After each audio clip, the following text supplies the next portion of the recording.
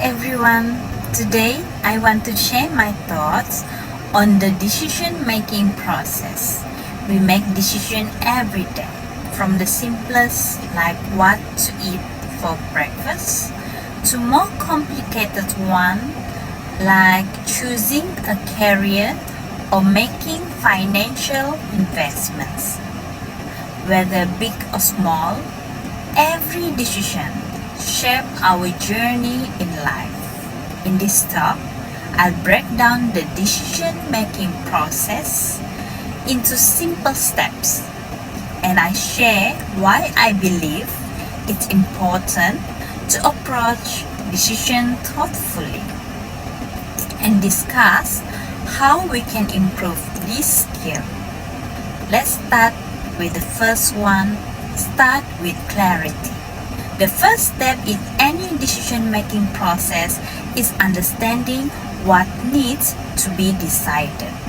This might sound obvious, but sometimes we rush into choices without fully understanding the problem or situation.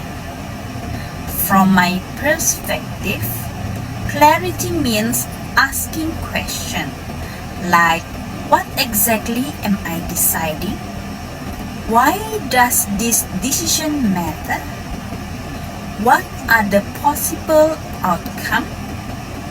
For example, if you are deciding whether to take a new job, clarity means understanding the role, salary, work environment, and how it aligns with your goals.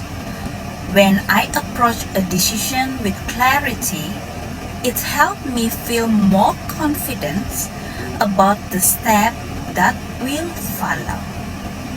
The second one would be gather information. Once you know what you are deciding, it's time to gather information. The more you know, the better your decision will be. But here's the catch. Too much information can be overwhelming. From my experience, it's about balance. I focus on finding the key facts that matter most. For example, if I'm buying something expensive, like a phone, I look at the review, prices, and features. If it's a personal choice, like where to travel, I might ask friends or check online guide or look at costs.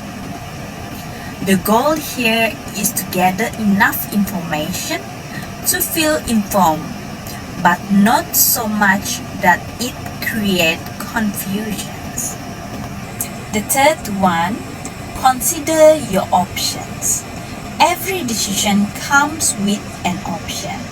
Some are clear, others might need a little creativity to uncover.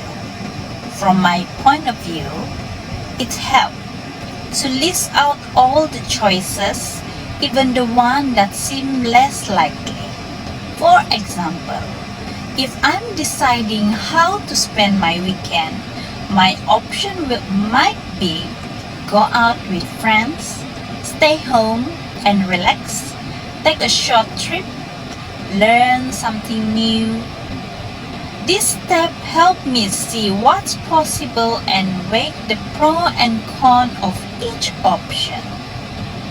The fourth one, think about consequences. Every decision comes with consequences, whether it's good or bad. This is where I imagine the potential outcome of each choice.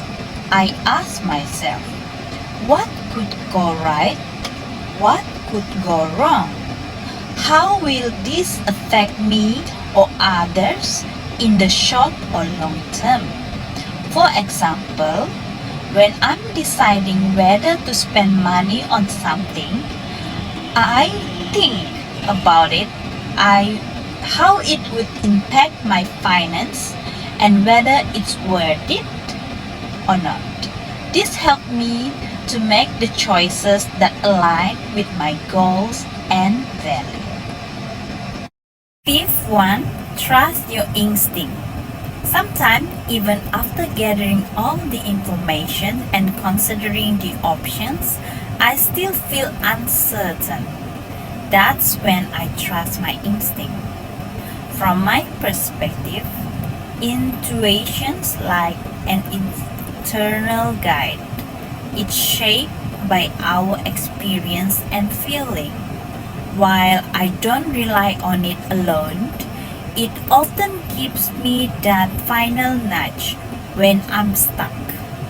For example, if I'm choosing between two equally good options, I ask myself, which one feels right?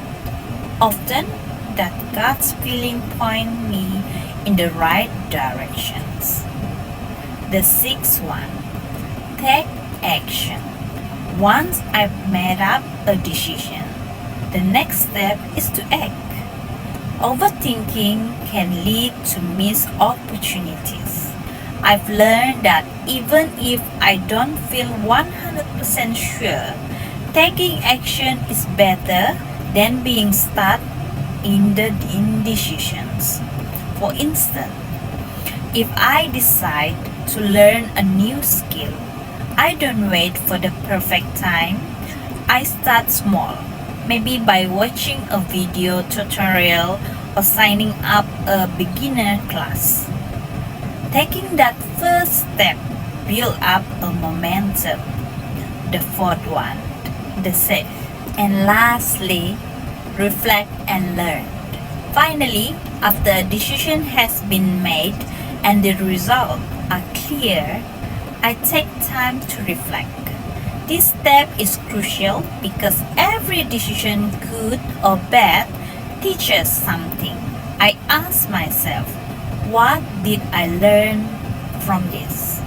Would I do anything differently next time? For example, if I made a decision that didn't turn out well, I see it as a lesson rather than a failure. This mindset helped me grow and make better choices in the future. And what is the challenges that I'm making a decision making? Of course, decision making isn't always easy. Sometimes emotion like fear or doubt can cloud our judgment. Other times, we might feel pressure by time or other people. From my perspective, the key is to stay calm, focus on what matters, and remember that no decision is perfect. As for the conclusion, to wrap it up, the decision making process is something we all experience daily.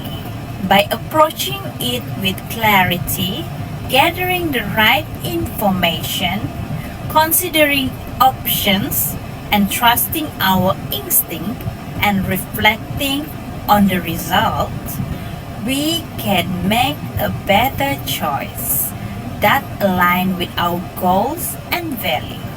Thank you for listening on my perspective on decision making. I hope my thoughts have given you some insightful insight. Remember, every decision is a chance to learn and grow. So don't be afraid to make them.